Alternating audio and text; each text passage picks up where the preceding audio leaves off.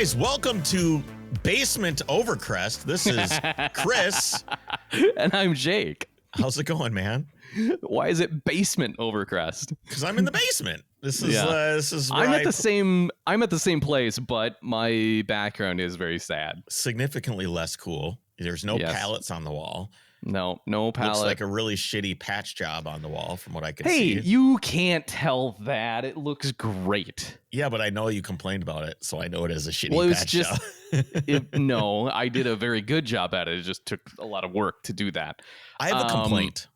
Tell me your complaint, sir. This is the complaints department of Overcrest. Okay. Overcrest.com/complaints. Oh, that'll just take you to the driver's club, won't it? Yes, it will. Which could be the same thing, actually. Yeah, absolutely.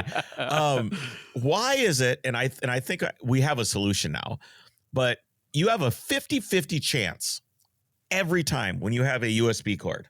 I don't know if I've got one here nearby that I can use as an example. All right. So you've got a 50-50 chance. Every time you plug one of these in, you can either get it this way or this way. It's just talking a standard spade USB. You've got a 50-50 chance. Right. The old school Why USB is it that I have a 0% success rate in that 50-50 chance over the history of time of years? When was USB invented? Like 50 years ago. Yeah, no, doesn't matter what it is. You will always get it in wrong. Always wrong. I have a 0% success rate on a 50-50 shot, which means I don't know why I'm so good at roulette. I'm really good at roulette, but I cannot. I'm zero. I'm striking out on It's like the USB. meme. Have you seen the one, or it might have been a commercial, where it's like the guy puts peanut butter on a slice of bread, and it doesn't matter where he drops it, but it always lands face down. And so then he takes his cat, and it doesn't matter how he drops his cat, and it's face up. So he duct tapes the piece of bread to the cat, drops it, and it just sits there and spins, and it's like an perpetual motion. Yeah. Yeah, but that all makes sense. Like, that's all physics, right? You're adding weight to the bottom of the bread. So obviously the bread is more likely to fall face down because it has more weight. The USB is just terrible odds. But now we have USB-C, which is great. So whatever. Anyway, that's it. That was my complaint, is my 0% success rate. Okay. Yeah. Of the USB. Got it. Because you got set up in your basement because your garage where your office is too cold, because as we talked about last week, the furnace was melting everything. Hot. It's Meanwhile, it's like Little Red Riding Hood and her like porridge. It's too hot. It's too cold. Too cold. Yeah. Meanwhile, I'm moving, so I'm tearing everything down in my house. And anyone listening in the Twin Cities or anywhere who wants to come help this weekend. Oh, is it this weekend? Well, we're gonna air this the following week. Yeah, sorry. So dude. I will have been moved. No, we'll put a shout out to everybody that we can all come help you move. You just got to give us a date and time, okay? It'll be Saturday. Yeah, well, it doesn't matter right now because this is happening in the past, according to everybody. It was great, you guys. Thanks for all the help. Everyone came out. It was so amazing. It was so quick. Love our fans. Then there's finally tons of room in your storage space where my car is. Yes, exactly. Okay, so Jake, Kris, this is how can you gloss over that comment? Because we already talked about it. Oh no, we didn't talk about it, Jake. Okay, so I don't have my garage is full, and this is going to be a fun episode. It's the golden rules for buying a car. Yes, and we'll get there. It's fun, but I want to touch base on how dumb you are. No, which is one of my favorite pastimes. Optimistic. I will admit I am optimistic to a fault. And that's exactly what this was. I call up Jake. Hey, Jake, I need a place. Well, it was more along the lines of like, if only I had a place to store my car, because I knew that you had a storage spot. And you, of course, being a very generous and kind person, said, well, just put it at my storage unit thing. Yeah. No problem. No big deal, right? Got plenty of room. Absolutely no big deal. Just bring it on over. So I'm like, great. So, of course, I look at the forecast. No snow in the foreseeable future, none. So this is what I was frustrated with, is last minute, Kris. Well, it wasn't, which I knew it was going to be last minute, Kris. The forecast was no snow in the next week and a half. It was nothing on the forecast, 0%. Yeah, no, it's great. And then all of a sudden, boom, it's going to snow and rain. And I'm like, well, if it's going to snow and rain, that means salt. And of course, it was like, I woke up in the morning, it was that evening, snow and rain. Out of nowhere. I wasn't trying to be last minute. Anyway, I call up Jake, I got to bring the car down there. You're like, just let me know. You know, you're awesome about it. Just let me know. It's no problem. We'll get you sorted out. And so I hop in the car. By the way, my brakes are awesome. They're awesome. They now So- are fantastic. It was just, what did it end up being? The bubbles in the caliper that were sticking, I guess. right? I don't Because you had to know. bang And- on the caliper as you were bleeding it. Is that what Yep. we just determined? Yep. I used a little rubber mallet Weird. and I just tapped on the caliper while the power bleeder was on, and I saw I bubbles guess come that's out. a trick that you need to do for everything then. I guess if you want rock Like, it solid, can't be I unique still to feel like there's a little bit of 911s. air in there. I could do better. Really? But yeah, I feel like I could do even better, but I just didn't have time. Anyway, hop in the car. Irene hops in with me and we drive down, meet you at the place, which is like, That was Vern in your car. no, that was Irene in my car. Thank you. I know the difference between my children. Veronica was with Jesse because Jesse met us there. Anyway. Okay, I saw Vern hop out of your car. No, you did not. Oh, yeah. She did ride over See. from, yeah. Okay. Yeah, Anyway. See, Yes. okay, anyways. They I were didn't know chaos. if you They were knew your jumping back own and children, but yes. Yes, I do know my own children Okay, very, good, very good, well. good. So anyways, I get there. It's like an hour and 15 minutes from my house, probably. Yeah. Jake, beep, boop, boop, boop, he had a key, puts the key in, unlocks the door, zhunk. And all I see is motorcycles up to the door. I think that you could maybe park a smart car in there. I think you could fit a smart car in. There is zero room in this garage. None. It's a C10, a Mini, which who needs to store a Mini? It's a brand new car. Just park that piece of shit outside. You've got a Mini. You've got a 914 that your dad never drives. Shame on him. You've got a 944 that we should have taken pictures of while it was still warm. Should so you have, could sell it over the winter. Now you're screwed and you can't sell till spring and you've got to move it around. Correct. And then we've also got your 911 parked in the back, which you didn't drive all summer. That's not true. You barely drove that car. I didn't drive it as much as I wanted to. That's for sure. How many times did you drive it? I bet you can count. Yeah, probably can count. Sad. Sad. Didn't even take it on the rally. Instead, you know what? That 2002 is karma for you. Oh, come on. It's CARMA, karma, for you not driving your 911 on the rally. You got stuck driving that 2002, which just, maybe. Bent you over, just spanked your That's ass for very like true. an That's entire very few true. days. So you should have taken the 911 and that would have never happened. Always take the 911. Got it. Anyway, yes. so there was no space. So then, of course, what are we going to do? Well, why don't we just start up the C10 and back it out? Yeah, well, Nope, so, okay, nothing in my has defense- batteries. Yes, because it's all in cold storage. Everything, the batteries are pulled, stables in the tank, tires are good. It was all by design, right? And in my defense, I forgot that I had also moved a bunch This must of our be crap. one cheap storage unit if there's no electricity in it. Oh yeah, it is. That's why I have it. It's How great. much is it? I'm not gonna tell you public because I got a deal. Oh, who gives a shit? What is it? Why is it a secret? I don't know because it's an overpressed listener that gave me the deal. Oh, okay. Yeah, All right. I understand. yeah, Okay. got it. Yeah. Anyways, How much would it be normally? Like $350 or something. It would normally be $350 a Something month like for this. that. That's Yeah. really cheap still. Yeah. Yeah. Okay. So that alludes doing to less how than that. cheap this actually Yeah. is. Still, okay. I mean, how much these places should be running conduit and electricity. It's not that expensive. Just yes, run the but then conduit. they have to meter who is pulling electricity from where. Dude, People these would are run a storage shop units. in Just have there. it be included. Charge an extra $25 a month and include the electricity. You know, someone would start their welding shop in there. Like I'm sure it's liability to whatever. Anyways, beside the point. Yes, I forgot that I had all of the motorcycles and a bunch of like crap that I moved over there while we're moving. When we say if all those of the weren't motorcycles, there, we mean it would have fit. the Ducati, Yep. the heaviest tank motorcycle ever that you built that you can't even kickstart is still around Yes. for some reason. I don't know why you Yes. still have that. Because the clutch needs to be fixed before I sell it. Things aren't worth as much if they're not working, Yeah, but right? any listener knows that they can't even, they remember hearing about this motorcycle that you can't kick over because it breaks your knee. It's a But really, it's really been rad so long that they can't iron even conceive. head hardtail. Yeah. They can't even conceive how long ago that was. It was, years. It's fine. It's Don't got worry to be about like 2 years. it. Yeah. So Yeah, probably. now you have to drag this thing to a storage unit. How'd you get it there? Yep. Trailer.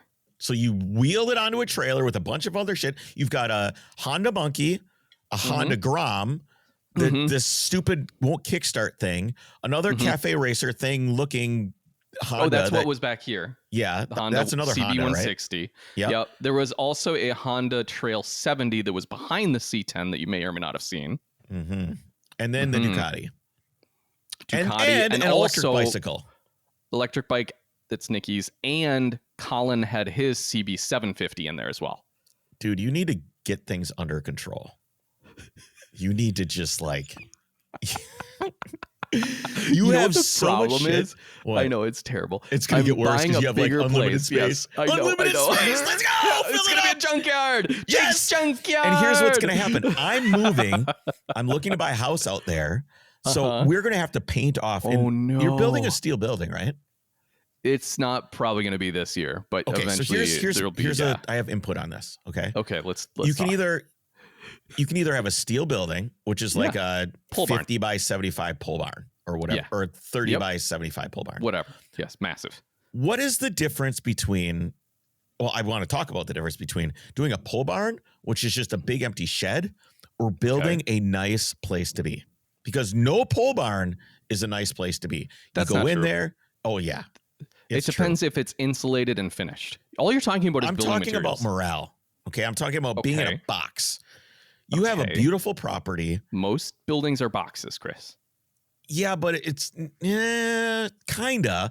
I feel like you boxes, could build like here's what it is. Boxes are very cheap to build because it's 4 walls. And if you do it with certain building materials that are generally what you use to build a pole barn, that's why you do it. It's because it's so much cheaper. If you start doing an architecturally interesting thing, that's much more complex to build. And if you use different materials that are not just steel, then that's also more expensive. Yeah, but I want you to do this so that I can have a cool place. So what do you want me to to do? Okay. I thought you were legitimately asking why people don't do this. I understand why steel buildings exist, so but more they're expensive. You want me to build a really expensive, cool hangout? Yes. Okay. I'm on it. Yeah. You're like, come on, man. Let's do it. Let's go. Hell yeah. Before Let's the go. house, you got the staircase of death, and then which is attached garage needs to also go on. What do you mean? There's no attached garage on the house. Oh yeah, that's a problem. That's a real problem. Staircase of death, attached garage, then awesome hangout. You guys are gonna have a rough time this winter with that detached garage with carrying a baby across 100 feet of snow. Yeah. Yeah, that's gonna be a problem. That's why, whatever. Yes. Plow truck is there. So. Yeah, the stupid plow truck that takes up space. Anyway, so we had to swap the battery out of my 911, put it in the C10 because nothing has batteries and the place doesn't have power, so you can't put a battery tender on. Right, so you pull the battery out. So you got to pull the battery out. So now the C10 is at your house with my battery, and the 911 is in the storage unit, and the C10 is going to get moved to the new place. I haven't figured that out yet. Okay.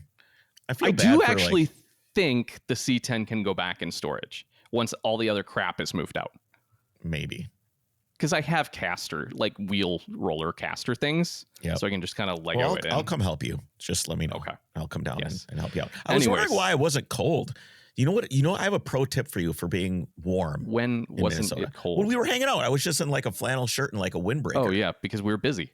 No, it's because I had pajama pants on under my jeans. Oh yeah, that thermal underwear does not good. Even that. It's like just like fleece pajama pants from Target underneath your jeans. Pro tip. Okay. They also make just lined jeans. They do, but like I was talking to Graham from GFC the other day about a project that we want to do in the winter, and I was thinking about like partners that we could have with the project and stuff like that, and it gets very, very cold, and of course there's all these companies that make these insane cold weather gear, right? And I was thinking to myself of my grandfather doing stuff 50 years ago when the only north face of something was like the north face of Dubuque, Iowa. There was no North Face. there was no fancy Patagonia. What? I bet there was Carhartt. I don't know, man. All I know is that all you had really was Sears. You had Sears. You would walk in, or you had like a mail order catalog, but there was no Gore-Tex. There was no there was waxed canvas. Yeah. Like you had waxed canvas, and all it is like layer after layer of cotton and wool. That's it. That's all you did. And that's all you truly need. You might feel like a sausage, but you're warm. Yeah. Mobility lacks. Mobility has improved, but as we know, the contortionist car yoga is definitely a thing when working on things, especially if you're not under a hoist. or like Yep. up in the air. Yeah. So that's also. So are you getting at the fact that we need to partner with a clothing company to make like outerwear for specifically working on cars? Sure, that sounds great. Or we Yes. could just put heaters in our garages. Yeah, I That was is thinking about all actually, yeah. the garages that I've had. Yeah. You know, first was when I lived at home, which was no garage. I just worked Yes. outside in the wintertime. Probably on outside. gravel, right? Well, it didn't matter because you're laying in the snow. But Okay. I worked on cars in the snow, laying in the driveway. Because for those that don't know, in Minnesota, it's just snow all the time. Yeah, well, year-round. this was Wisconsin, but similar. Not as cold, Yes. but there was still snow. And then what garage did I have? I can't even really. Oh, I had a couple different like apartments and stuff. I did a first engine swap I ever did was in a parking ramp. And I remember pulling the engine out, diesel engine, dragging it with like 4 dudes and rope, dragging it across the floor so you could, and then throwing it in the dumpster. You threw the whole engine in the dumpster? The whole diesel engine. Oh We just my picked it God. up and hucked it in the dumpster. That's and amazing. the property manager like came and knocked on the door. Was like, "Hey, what is going on? Why did you throw an engine in the dumpster?" I said, "It wasn't me." And she like, "There's a line across the concrete where you drag the motor from your parking spot number 65 all the way to the dumpster." And I just went, "Wasn't me." It's just like nothing ever came of it. But then that was warm. But I also had where I built the Manila Green car, the nicest car I've ever built. I think. Yes. The Rabbit, which was super. Well, that's not Slow Bunny, is it? Yeah, Jersey. Okay, Jersey. Yep. That's what I'm talking about. Yeah. A bunch of different names for that car. That car started in a shed, like a 1-car shed with like barn doors, no insulation, no heat, 1 light bulb on a pull string. So there was so little space that I had put an easy up outside the barn door thing so that I could open it out of the elements while I'm working on the car. So that's where it started. So now I'm complaining that I don't have heat in the garage, but realistically what I've got now, I could go get a torpedo heater and heat the place up. Exactly. Away. Very easily could. But I hate the cycling of heat because your tools and everything gets condensation on it. Every time you warm it up and cool it down and warm it up and cool it down, it doesn't work out well. It's not good. Okay. I guess I've never noticed that. Yeah. Everything must be very wet where you are for some reason. No, it's the dew point. It's condensation. It's how it works. So I'm curious, you were talking about the super fancy, cool, not pole barn that I'm going to build, and you were going to put white marks on the floor or something? I got a white mark out a spot for myself. Like, this is my area of Jake's place. Oh, okay. Yeah. So you've got to build it big enough that I can store So maybe 3 cars. 4 cars. Yeah. Has our friendship reached that level yet? Dude, these glasses suck. These are my shop glasses that I wear in the garage. They're awful.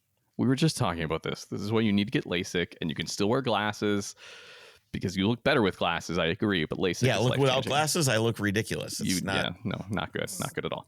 All right, Okay. anyway. Anyways, so the golden rules for buying a car. Before we get to that, what have you got for us? No, Chris. Yes. This is why you're not allowed to do this, because I have this later on. Oh, you've got it all laid out. Yes, all right. exactly. All right, okay. So I was going to originally call this episode the 10 Commandments of buying a car, but didn't for a couple reasons. One, there are apparently 100 stupid lists online with that same name. Do you like sandwiches? Yes. I'm having a hard time here because Jesse made me sandwiches and gave me sandwiches, and they're just here. And you want to eat a sandwich right now, I don't you? Eat the sandwich so eat bad. the sandwich. I'll read. Fine. No, I'm not eating the sandwich on camera. I just wanted to so comment. I did a lot of research for this, Chris, in my due diligence, and there's 100 stupid lists out there, which, by the way, are terrible. And our list is going to be amazing, but they're all called the 10 Commandments of buying a car. So Can we're I not calling ask it you that. why they were bad without revealing anything? Most of them had to do with buying a car from a dealer and like know your financing rate and blah, blah, blah. We'll get to that in a minute. Number one, don't buy from a dealer. I mean, that's So, yeah. And the second reason we're not calling it the 10 Commandments is I have way more than 10 rules, turns out. Okay. That sounds good. As I started I was hired by Facebook. They were going to have like for their car marketplace. Oh, that's right. They had like, dude. Oh, it was Associated Story is kind of funny. So there was like an SEO company or something that I had been writing stuff for. And they're like, hey, we got hired by Facebook to write buy guides for cars. So I basically had to write what it's like to go into a dealer and buy this and buy that. And And I remember writing this one thing about like 4-cylinder engines in Toyotas or something like that. And they said, well, this. they said like they Googled and found some obscure Toyota engine that was only sold in Japan. And they're like, what about this one? Why are you leaving this one out? It was awful dealing with a not people car who have person. no idea anything Just about some cars. like, just nerd sitting in a Facebook place in Silicon Valley, trying to tell me how to write about cars. Terrible. Anyway, so I remember go ahead. Sorry, I was going to tell you a story about a snowmobile falling off a trailer, but go ahead. We can get to that one. I'm sure there's going to be an example where that comes up, because here's the thing with all these rules come from lessons learned, right? Yes. And so for every single one of these rules, we're going to have some sort of anecdote between the two of us. I know. Do you know how many cars I've bought and sold, Jake? We tried to count this one time. I can't even say. It's been a lot. I am constantly reminded of, oh yeah, I remember that. Remember that one time, right? So as I started putting these together, I realized there was basically two parts to it, right? So you have the process of buying a car, and then the actual scrutiny or what to look out for when looking at said car, right? So it's going to be basically two different sections. We have the what about coming to the car in the first place? What about coming to the choosing what car to even go look at? That's the process. That's the process. And then the scrutiny. Right.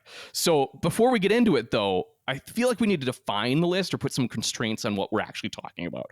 Right. Okay. And so the first constraint I think we can agree on, and this is literally what you were talking about, is this list is buying a used car only. Right. Right.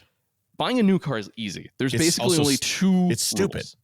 It's stupid. There's only two rules. One, shop around.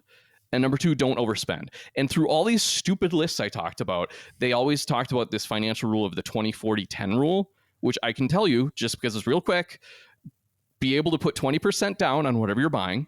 Don't take out more than a 4-year loan, and don't spend more than 10% of your monthly income on payments. Done. Basically, don't overspend on a car, and be sure to shop around. Those are the only two things you need to know for buying a new car. So that's dumb. That list is not about new cars. Lastly, for our list, the following rules assume you are buying from a stranger, right? Because as we've talked about before, the absolute best way to buy a car is a sideways deal. That is to say, you buy it from a friend before it ever gets listed on the market. Or a friend of a friend, or you got a lead, or your nose is on the ground, or whatever. Exactly. So, all right, before we get into this, Kris, let's talk about a couple things you can buy and don't have to worry about an exhaustive list. Ooh. The first of which is Petrolbox, which is a monthly service made specifically for the automotive enthusiast, the car girl or car guy in your life who may or may not be very difficult to shop for Christmas and the holiday season. Which is now. That's now, Jake. You should get them a Petrolbox subscription instead, because each month they would then get a box on their doorstep, a gift from you that keeps on giving. They would think of you every month. Oh man, my significant other is so thoughtful. You could do that for a year. Yes. Garage gear, stickers, publications, apparel, t-shirts, hats, the latest and greatest in the industry. 2 different levels to choose from. You have the $20 a month for the Petrolbox Basic, or if you love them even more, you get the Petrolbox Premium for $39.95 a month. Check them out at mypetrolbox.com. Use the code OVERCREST if you want. That'll get you $6 off. Also, don't have to worry and don't need a full list to buy from CSF Cooling, because they've been at the forefront of quality products for a fair price. This is our coolest partner. That is 100% accurate. 100%. That was a terrible dad joke, but it's true.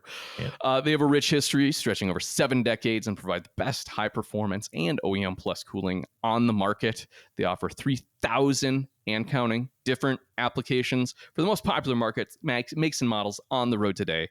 From classic copper brass radiators for your Land Cruisers, your Jeeps, and your Datsuns, to all your vintage 80s metal for your Mercedes, BMWs, Audi, and Porsche, all the way up to, of course, new platforms, including electric vehicles, as we talked about the other week. Be sure to check out their expanding classic series Robbie, lineup. It's Kris. I was wondering if you guys make radiators for Bugatti Veyrons. Seems like a great market, as there are so many. Let's see what he says. There you go. So check them out at csfrace.com or on social media at CSF Cooling. All right, Kris, let's get into the meat of this. So like I said, I divided it into 2 categories. This is the process of buying a car. Rule number one, always be willing and expect to walk away from a car. Don't let emotion get in the way of logic here, right? You know, this is something I just told my sister. I said, hey, I know you really want to buy the car she bought, but it isn't going anywhere. Sleep on it. Yes.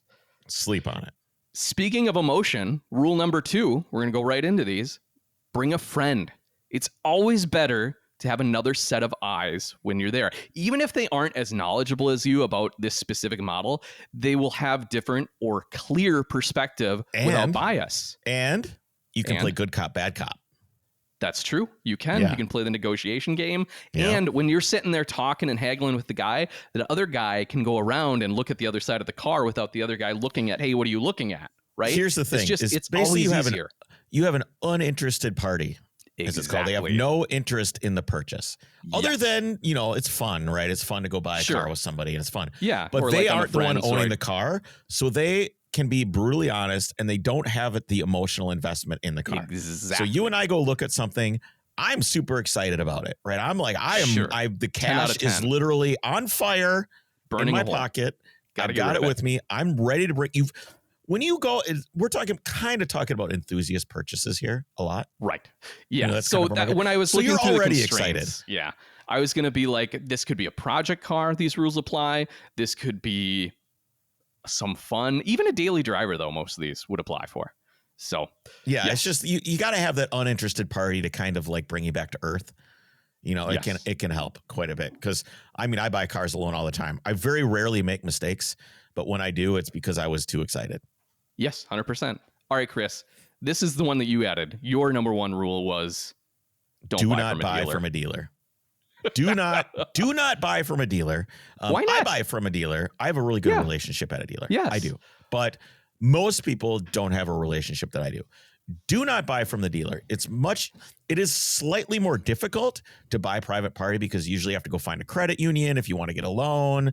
Sure. And then the process sucks a little bit more, but you will pay thousands more. Yes. Going to a dealer. Thousands. It doesn't not matter only on the rate, what it is. Yes. Not only on the rate that you're paying, because guess what? That rate that you're paying also is a kickback from the bank to the dealer. So you're also paying for that. Yes. So it's much better for you to go to a credit union, you know, get like pre-approved. It's almost like buying a house. You get pre-approved. Yep, you can get pre-approval. Hey, I'm thinking about buying a car like this. Yep. And they usually help you out. Problem is that doesn't really work with like old cars. You just need to bring cash. You know, you just need to have cash. That's correct. Yes. But when it comes to a dealer, it doesn't matter what it is. They always will be more expensive for the simple reason that they need to make a profit. Guess what? Now, Bob at the dealership has something called overhead. You at your house, you have zero. You don't have to pay any employees. It's very common sense. I will say, because I always want to talk about a little story or anecdote, there are exceptions to this rule. Okay. So sometimes when you find the vehicle, the rarest of the rare, the one of 56 ever made that you want to buy, you buy from a dealer because that's where it is. This was the case with my H3T. Was out in Colorado at a dealer. There also can be some hidden bonuses, such as the fact perhaps there is a super green brand new sales girl just out of college. This is her first car or deal she's ever working on at the dealer, and she forgot to turn off the XM stereo subscription for 3 years after you own the car. In the H3T? Yeah. I had XM stereo for free for like 3.5 years. I always thought satellite radio sounded like crap. From a guy who loves music and, I mean, obviously got some gear back there. It's supposed to be higher def, isn't it? That was the whole point. It just seems tinny and trebly to me. Not good. Regardless, so speaking of how I went, to Colorado to buy that, my number 4 rule for buying a car is always expand your search, right? It's going to be cheaper and easier in the long run to buy a car from out of state than to spend thousands on the work a local example may need, because you didn't say, oh, well, I'm only going to travel 100 miles or, I'm only going to go 20 minutes to buy a car. There's plenty of cars here. If you're looking for a specific model, which most of these people who would be following these rules are, you want that particular vehicle, expand your search. It's worth it. Plane tickets are cheap. Shipping is cheap. And guess what?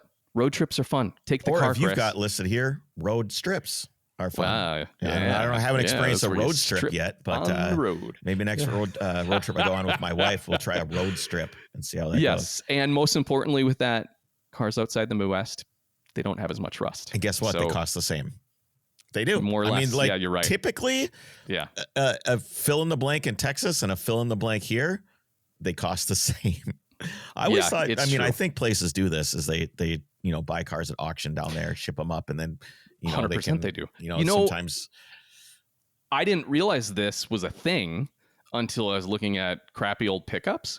Is a lot of times the first thing to go on these pickups is the bed, the metal around the bed gets rusty and it's thinner and there's not a lot of structure there. They rust out completely. Guys will go down with semi trucks down south and just get pickup bed boxes for like the most popular makes and models and bring them up here and sell them for a profit.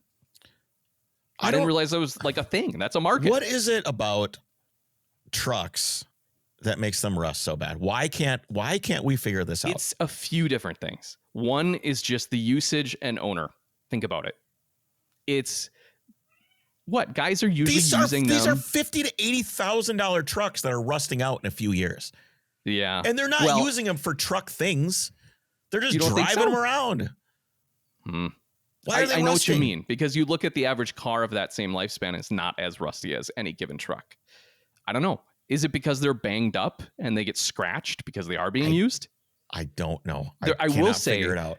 If you look at every single Dodge truck from like 2001 to 2005 or whatever it was, where they're just completely rust buckets, it's because there was actually an issue with the steel used was not fully galvanized during that. Yeah, that happened to the Rabbits too. Well, they weren't even galvanized. That was part of the problem. But you know the story of the Westmoreland plant, right? No. Well, this is anecdotal, so I can't say this is true. But the Rabbit pickup trucks that were built here, Rabbits were built in Germany to start, and then they came out with the Westmoreland plant, which was Westmoreland, Pennsylvania. Yep. They bought a plant there, and they decided they were going to manufacture Rabbits and Jettas and stuff here. So they built them in Westmoreland, Pennsylvania. And the story goes that there was a bunch of steel set off to the side at this Westmoreland plant, and they used it to build the Rabbit pickup trucks. So when they bought the plant, the steel was there. The steel was. They're like, great. This is the story. Look, bonus. Look at this. Comes with free comes steel. With steel. Comes with steel. Let's go. So they rusted out worse than anything else. Plus the front ends of the trucks were dual layer steel for strength instead of just single. Oh, so so you had this whole cavity. Oh, it's just awful. They just turn to dust. Okay. I would love to have a Rabbit pickup now, but they're just gone. Yes. Absolutely. Okay. Gone. Rule number 5, Chris, and we're still in the process of buying the car. Always buy the best example of the vehicle within your budget. So I say this about everything. Yeah. If you're after a particular model, I've learned the hard way that the deal, quote unquote, almost always ends up being more expensive in the long run. Instead, you can pay a bit more for a nice sorted model with documentation. More on that later. So yes, always buy the best that you can at that time. Don't try to save money by buying one that maybe needs work or something. It's never worth it. Yeah, but you're looking at this from the goggles of Jake today. True. I want you to look at this tip through the goggles of Jake at 20 years old that just wants something cool. Okay. And here's what I would tell them. Hold on. I think that a lot of what I've learned and the heritage of me with cars comes from buying the cheapest thing I could because I had no money and then learning how to fix it. Yes. This tip is for old dudes. This tip is like, it's okay. Here's what I would tell the young dudes then is, let's say you have, I don't know, $3,000 to buy this car. I don't know. That's a bad example. The point is, even if you buy the fixer upper for cheaper, over the course of the next 3 years to get it to the point where that nicer one is, you're still going to pay the same amount of money and or time that will take you to do that as the nicer version. Yeah, but you're also it's financing. It's upfront cost versus long-term costs. Yeah, but you're financing it. Really, you're financing the work that someone else did to make something nice. You're buying the cheaper one that doesn't have the work done, and you will fix it over time. And I think that's a really valuable milestone in car guy life. Is having those cheap cars, having some piece of shit car. This is how we learn these lessons. You don't learn buying the best absolute example of a vehicle. You don't learn. That's probably true. That's probably true. So I don't like this tip. So Okay, you don't like this one. This next one is interesting, and it was one coined by a guy named Philip Richter, a noted collector and automotive journalist. And I think we should actually get him on for an interview later, but wanted to Yeah, we can include figure this that out. rule because it brings up a good point. So the rule is you can easily overpay for a good car, but you will never overpay for a truly great car. So Philip says this to ask yourself, could I ever find another one like this? If the answer is no, and the car is special, whether it be historically significant or extremely rare, exceptional vehicles simply won't lose value, is his rule. Do you have an And, example? well, just look at Bring a Trailer. If it's the super lowest mile of whatever it is, or it has some, historical provenance to it,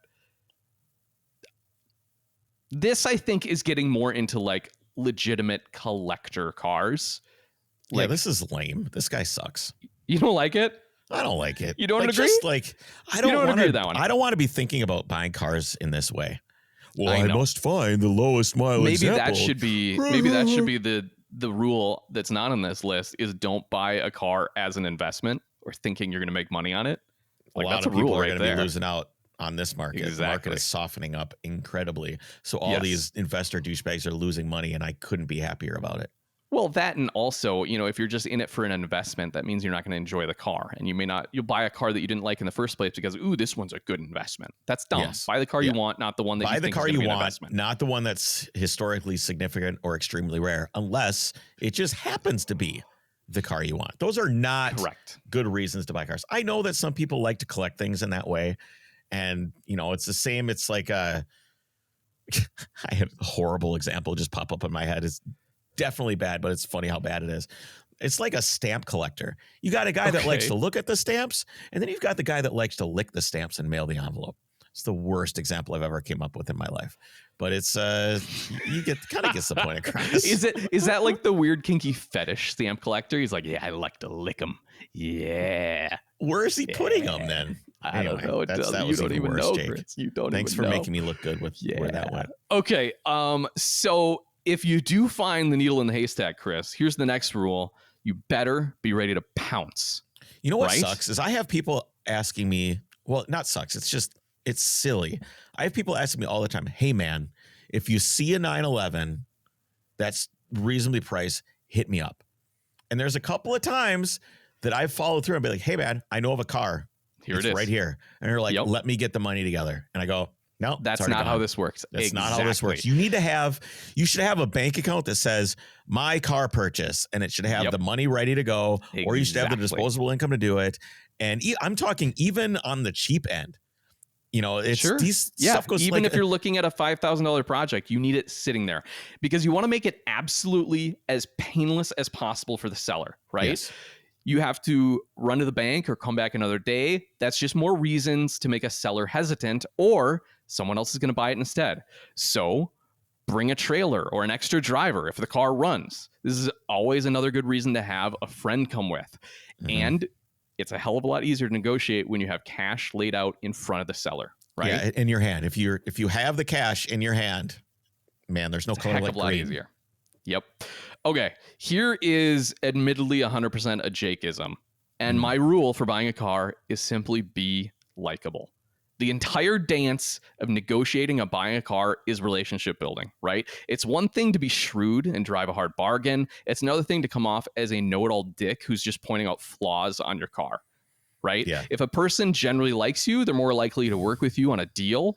And keep in mind also that the more... How do you point out a flaw in someone's car to someone that they might not have known about, right, to help your position? That's where you say there? you always work up rather than working down. This is a negotiation tactic I found. So rather than saying you're asking 10 grand for the car, well, it needs this, this, this, this, and this, and so I'm at 6. You say instead, hey man, I really like the car, I'm interested, and my original budget was 6 grand, and I know this car you're asking a lot more. I did notice though that like this paint here, I realized that would probably be, it's going to be a $1,500 paint job. So, that's $8,500 I'd need to spend. And then I'll just sell it to somebody that won't paint the car. I don't care about that. But you're likable, Chris. And so I'm going to convince you that it should be me. Because here's the thing. Because there's things that you can negotiate over and there's things that you shouldn't. Paint, correct. Not good. No, blown you're struts, right. good. Yes. Bad brakes, good. Ball joints, good. Paint. Here's kind of the bottom line is keep in mind that more than likely than not, this car was also once, or maybe still is, someone's pride and joy, right? If you're looking at a unique project car or something, whether knowingly or not, they want to see it go to a good home or someone that they identify with and like. I feel like that's a misnomer. Go to a good home. You don't think that's true? No, people just want to sell the shit. They want it out of their life. I really, there's some cases of that, but I think that it's Even something people so, just say. I don't think they're that's true. more willing to make a deal with you if they like you. Absolutely. I think that's absolutely true. That goes everywhere in life. You know, you're at the checkout counter at the grocery store, and if you roll up and you're cheerful to the person checking you out at the grocery 100%. store, and they're happy and you engage with them, and then something doesn't scan and it's like it doesn't work, they are far less likely to go, you know, they're less likely to have a problem with what's going on than they are to just help you out. Do you know where I found this more than anywhere else to be true is the DMV.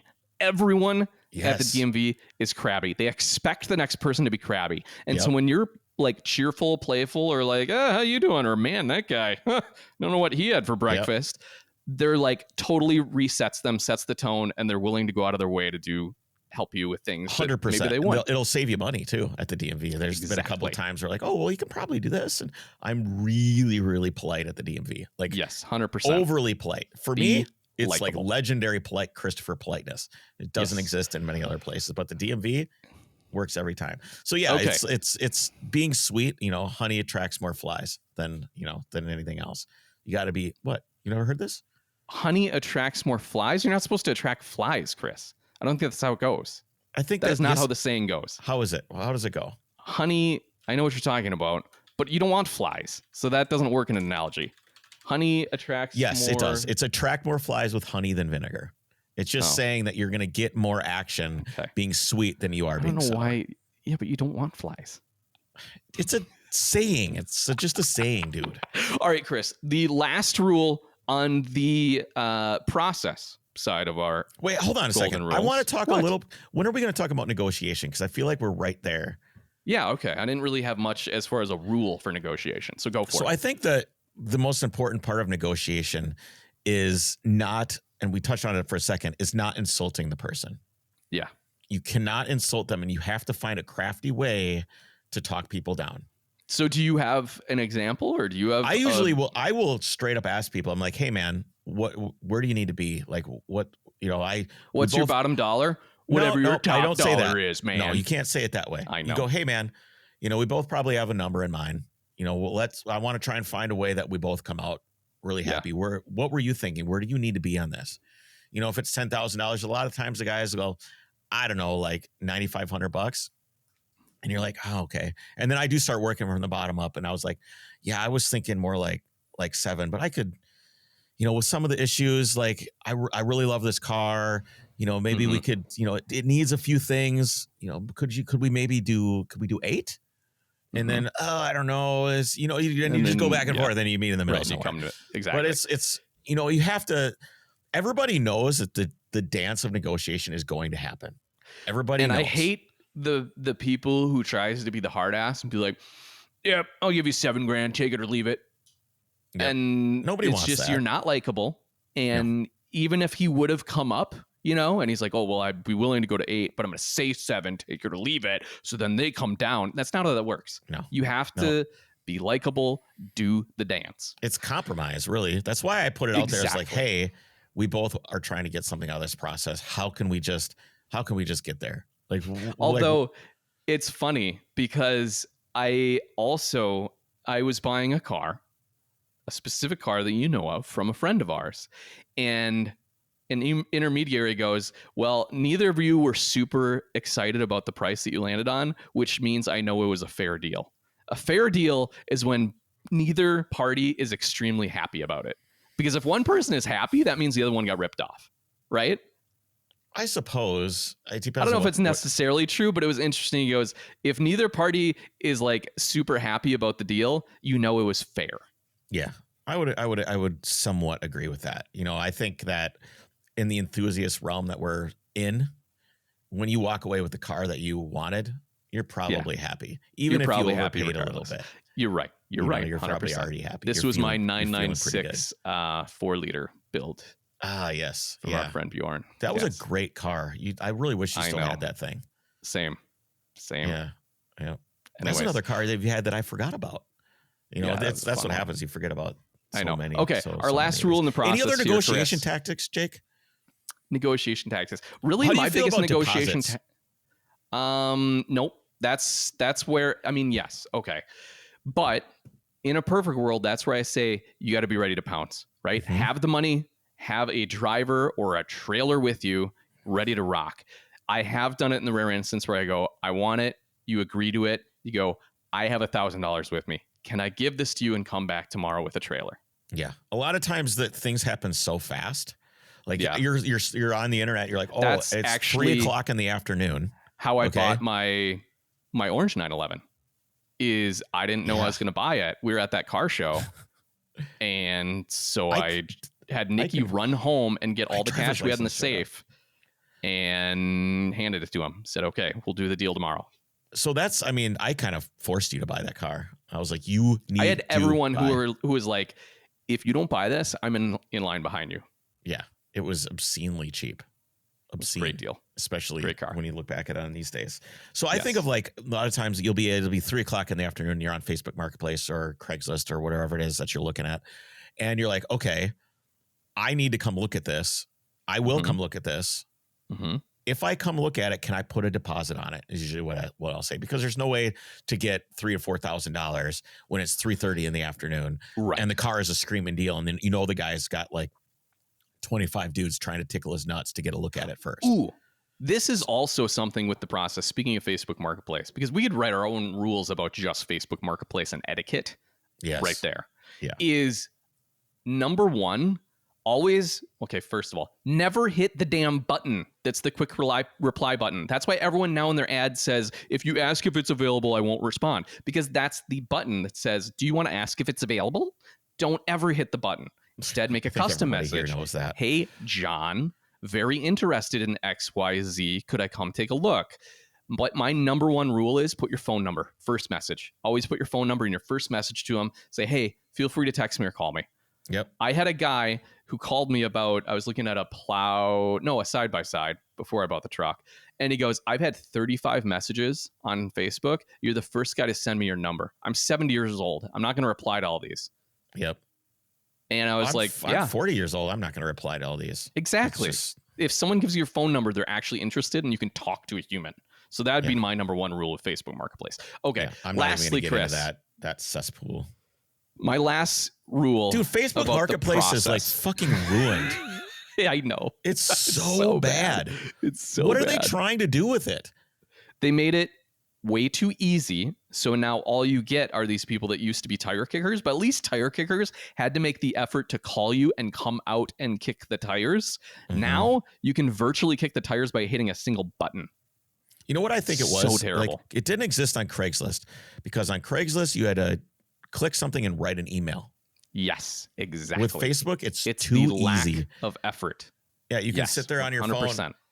Is it available? You can just go through and click, is it available on all every this single shit. one of them. You could.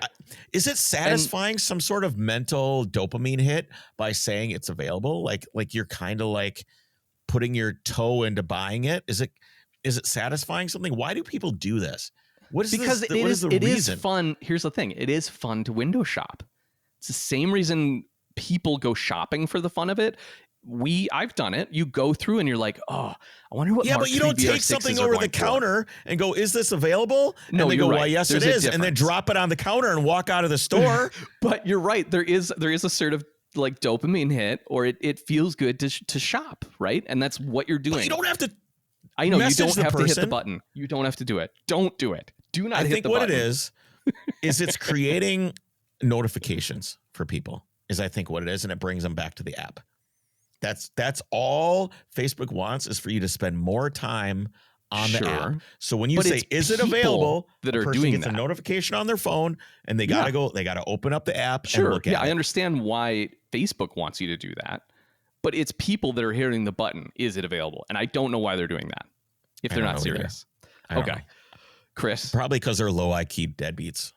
We have a whole another half of this list to get to. We're not even let's do through it. the first half. Okay, so our last rule in the process of buying is if it's too good to be true, it most likely is. The old adage still applies, perhaps more than ever now in the age of online car buying. Do you remember years ago, there was an 87 Porsche 911 Turbo, a 930 for sale online.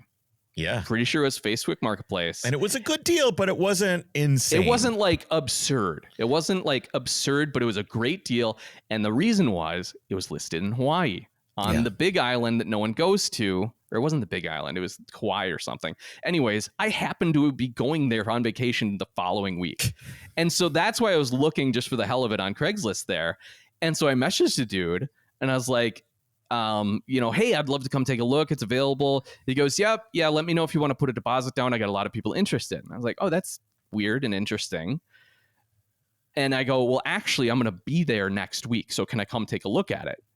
And it was like, he ghosted me. Mm-hmm. And I come to do some digging and find the photos on like a forum post from years ago. And the car was reverse actually image located search in everything. Minnesota or something. And it was all a scam. Right. Yeah. So it just goes to show that if it's too good to be true, it probably is. It probably is. But you still gotta just check. Yeah, that's right. You just gotta kind of check. You know, you gotta hit the button. Is it available? It's like the hot girl at the bar. As a single guy, hit the button. I mean, you're probably gonna get shot down, but you might as well talk to her. Yeah. You got nothing to lose. Yeah, go talk to her. All right. So it's one thing to find a good car, Kris, but it's a whole other experience when you go to look at it. And so moving on from the rules surrounding the process of buying the car, these next rules are what I call the scrutiny. You like that? Yeah. I used a thesaurus. The scrutiny. The scrutiny. What was your word that you used? Investigate. The investigation. Or like look at or yeah. Okay. So number one, never buy a car in the dark. Yeah, this was going to be my like absolute number one rule, as it's both literal and figurative. So first, quite literally, never buy a car after the sun goes down. Nothing beats natural light when inspecting paint, body, and other hard to see items. Yeah, walking around with a flashlight on your phone looking at a car to buy. It's terrible. Worst Absolutely idea terrible. You're going to miss everything. But secondly, and more figuratively speaking, you never want to be... Jake, hold on. What? Sometimes you have to. Okay, I know. This again goes back to a car is a good deal. You go and you look at the car, and this is probably another rule that we could put in here. You look at the car as soon as possible.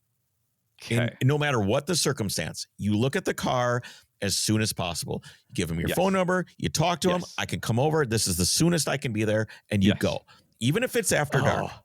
However, you do not buy in the dark. Right?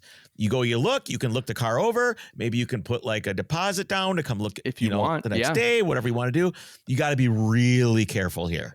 You got to be really careful. Okay, I like your rule that you just came up with about go look at it as soon as possible, because there was another stupid rusty plow truck that I wanted, and it was like over Thanksgiving.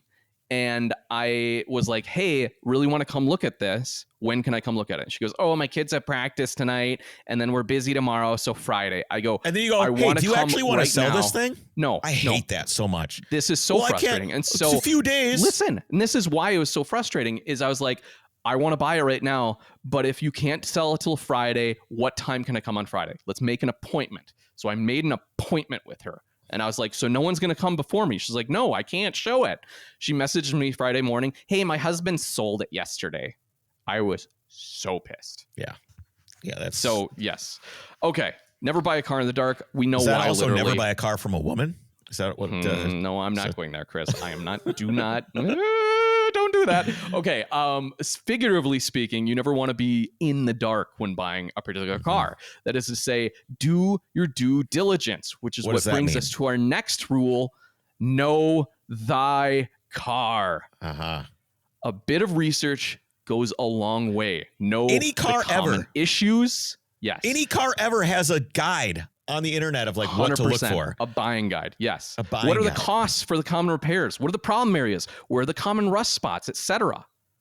Or you know what else you could do? Do research. And this is hop on somewhere like the Overcrest Discord and just be like, hey, yes. there's a bunch of people. There's hundreds and hundreds of people on Discord now. Hey, does anybody know anything about these cars?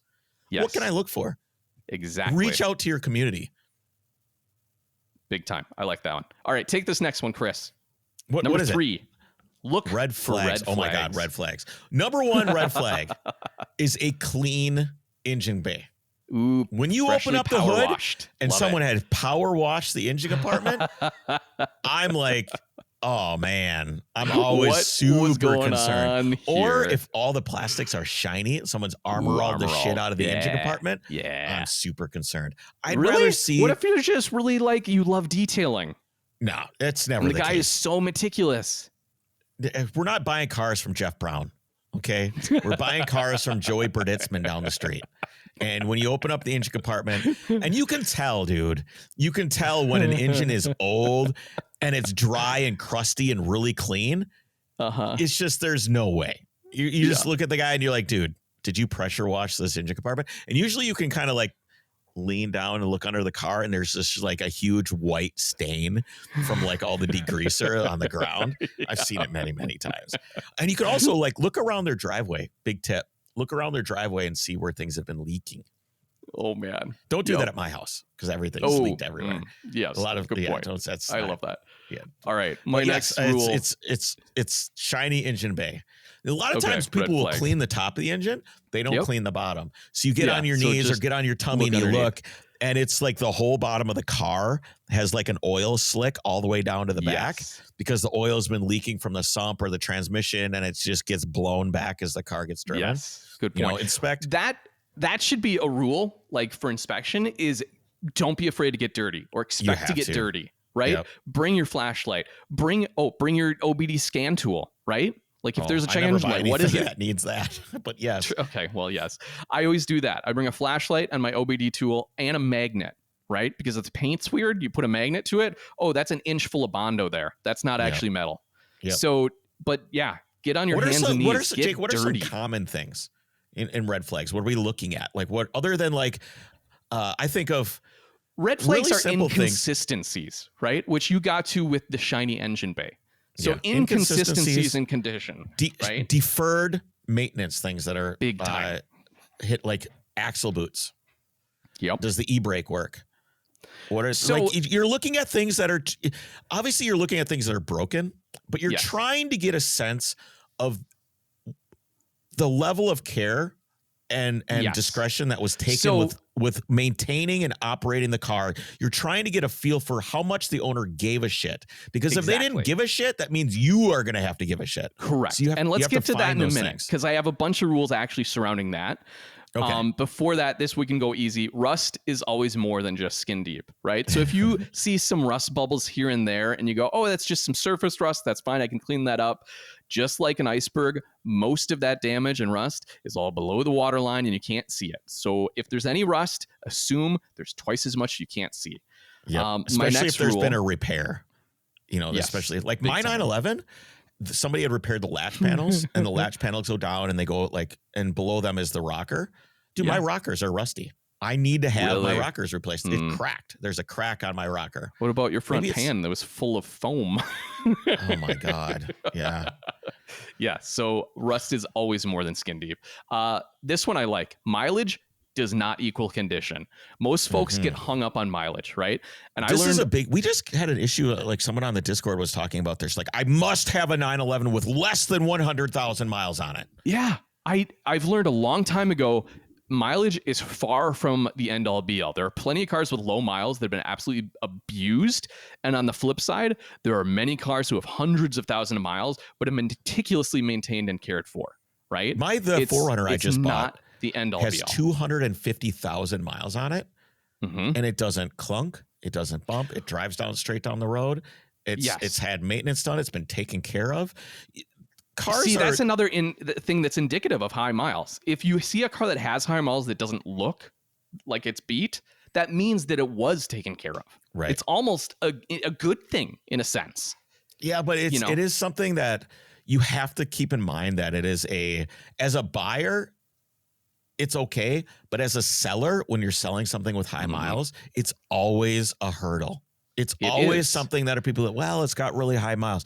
Always, every single time, high 100%. Miles is a detriment as a seller, period. Yes. Every time. Which is why, as a buyer, don't be scared away.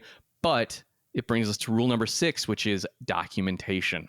Documentation of maintenance is always valuable. I don't care if it's actual records from the dealer that they have, or if it's the little notepad where they write down oil change done at 3,000 miles, because at least then you can see that they cared enough to maintain it and record that they did so. Ask for records.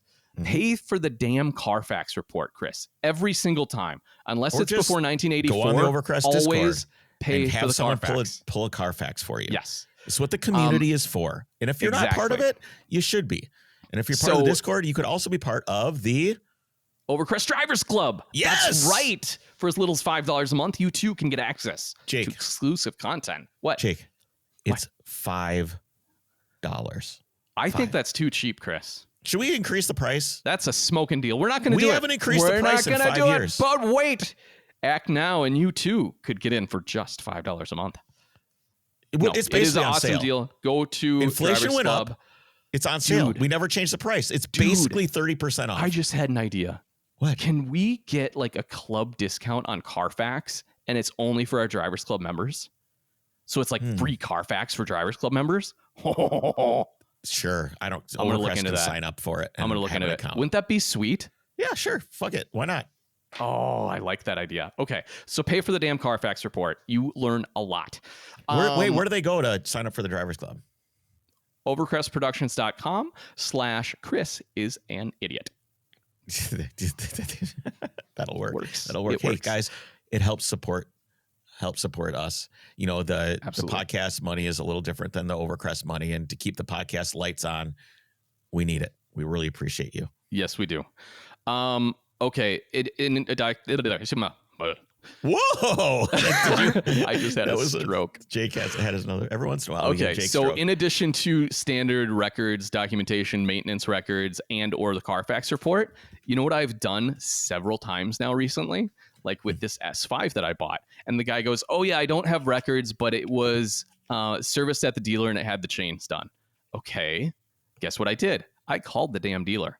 And more often than not, I've done this a bunch. I've never had any pushback, but this goes to that rule above about be likable, right? So you say, hey, be honest. Hey, man, I have worked with you guys a lot. I've bought a few cars from you. This time I'm actually looking at a used car from private party. He claims he had a bunch of work done here. Would you be able to see if that's the case? Sure. What's the VIN? Here's the VIN. All right, you got this, you got this, you got this, you got this. They'll walk you through everything. They go, oh, sometimes they'll go, oh, I remember that car. That's Joe or whatever. Yeah, that's actually fine. He takes care of that thing. Or he bought it from a guy before and he had it meticulously maintained here. Haven't seen it in a couple years. Either way, it'll give you knowledge, and more times than not, they have no problem doing this. You can look at the documentation. You can see, like, let's say we're buying a Volkswagen and it had been serviced at, South Central Imports, right? Yep. You can look at that and call them up and go, hey, that's what I'm saying. Yeah. I mean, you can do that. It doesn't have to just be a dealer or anything like that. Also, in this vein, a little bit is, I don't know, let me look and see if this is on your list. It's not. What about pre-purchase inspections? How do you feel about those? I did a PPI I feel like I've paid for 2 PPIs before, and I forget what they were. I think I did the yellow turbo. I did for sure with the yellow turbo. Yeah. Yes. I remember that. And was it valuable to you to do it? Because a lot of people will say, hey, get a PPI done because it gives you leverage to use against the seller. I don't think it's that, because they'll just say, meh, that's fine. I'm just going to wait and sell it for my asking price. But what it does is it tells you if there are any red flags that you didn't see otherwise. Right. That's the big thing that is valuable. That being said, the cars that I did get PPIs done and I bought, they weren't necessarily available because there were no red flags. Otherwise, I would have walked away. There's also the sunk cost fallacy, though, that a lot of people say, well, I paid for the PPI and or I already bought the plane ticket and I'm here. You can't let that factor in. Well, the PPI should be something that you do. You don't do that when you buy a car locally, because you can do your own pre-purchase inspection. But it is something that you can do when you're buying a car that's far away. you do that before you book your ticket. Or, honestly. you know what I've seen? Speaking of the Drivers Club or the Discord, Mhm. I've seen people say, hey, you're interested in that car? That's actually right local to where I live. You want me to go look at it? That's Yeah. happened on our forum before. Many times. I've done that for a awesome. bunch of people too. Yep, absolutely. Okay. My next two rules are questionable, and we'll have a lot of discussion around them, Chris. The rule is avoid someone else's project. I can't have to avoid my own projects. I know. I don't even remember where I left I'm off on so shit. guilty of this. But buying a half-completed car may seem like a bargain. Much of the work was already done, and there's a whole horde of parts that are probably included. And besides, it's cheap since it's not a driving car. So, what's not to love about this? I've done this was too. like my 77 Volkswagen Scirocco project that I bought. It was chrome yellow, had a 1.8T engine, like in a crate, and the whole car was filled with parts. And this was the 951, and I've bought other cars like this. The big question you need to ask yourself, Chris, is if finishing this is so easy, why haven't they? Mm-hmm. And unless you really know the car or the owner, which is, again, to be fair, the 944 wasn't really a project. Sideways. It was It done. didn't run. It didn't run. It did. It was a diesel. It didn't run? Yeah. It hadn't run in years. Oh, okay. Yeah, I got it running in the diesel. But anyways, Gotcha. it was a project. So yeah, unless the car is going sideways and you're the owner or someone's stalled project is bound to come with buying their pitfalls as well. The all too common reason of, quote, lost interest that you see listed on every ad online should always be read as discovered massive issue, want to be rid of this nightmare. Also could be talent deficit too. It could, but it's very tempting to buy someone else's project. Here's another thing people do. Wife forces sale. That's another one. Bullshit. Big time. You are so full of crap. People use their wife as a fulcrum to leverage deals and stuff Scapegoat. all the time. Big time. Yep. There's times in where reality, like that one is a discovered massive rust hole. Need to get rid of this thing. Yeah. Like Jesse, I will use Jesse as an out. Like I'll call her on the phone when I'm going to buy a car and be like, yeah, man, it just can't happen. Wife said no, which is baloney, but it's an easy out because who's going to argue with that? Right. Yeah. Anytime you hear wife anything, either that person's wife is a total like clot, or it's an excuse. Yes. All right, Chris, I think you're going to like this one and agree with it. Lack of taste generally equals lack of quality. And before I describe this, modifications here, yes, this also works the other way and would be rule number 1 if we did the selling a car list. Always depersonalize your car. Yeah, we talked about this when we had Bring a Trailer on the podcast. We did. Depersonalize. Yeah. And many times you may come across a car you're interested in and it's been modified. And I've almost talked myself into the same scenario before. Sure, I don't care for their insert tacky bolt on here, whether that's deck lid wing, underglow, or cheap coilover suspension, obnoxious exhaust, whatever it may be. But surely I can just return it to stock and it'd be a great car.